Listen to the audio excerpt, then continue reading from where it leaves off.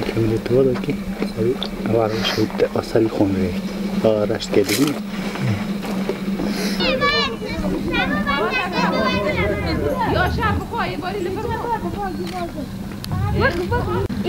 دوی ساعت دهان دست پیکرن که در باسی آخو ما بانا حوالان ایرشی ما کرد هاویت نوانا ماکینه وان رو خواندن پشت وانا تانغ خواه دست پیکرن هاویتن خانه ما رو خواندن آزرار دانه جیران ما نا جیران خودتا گندیان جی به حوالا را شر کرن حتی تالی دست بشر کرن و همجی دست آخو خانا کن حتی نقطه خون جان ما ده هم دست آخو خانا کن همجی پشت حوالا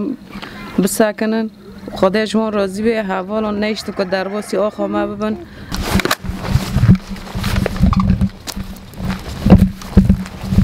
حوال دونی ساعت لعادا شهر بردوام کرد دولت ترک دخواستی ریشی سینور ما کرد دخواستی دولت ترک سینور قد که ریشی حوال شهروانه یا پاکی و یا پاجه در نقطه یا پاکی و یا پاجه در فشنگ و ویتر نقطه حوالان و دخواست در باس سینور قد که حوالا جو رابو برصف داوان حوال ما یا پاکی و یا پاجه برصف داوان و سه کشتی وان چه بون و عربه که وان حوالا تقار رو خواند و مال سویل دخواست خرابه بکه رو خواندن چه مال رو خواندن و دولت تر دخوازه یعنی سینور مقاد که در باسی کوبان به عرض ما به همجی سویل و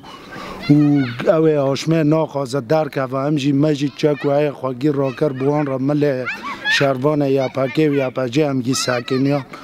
و دولت ترک یعنی چجمع دخوازه یعنی مالا خرابه که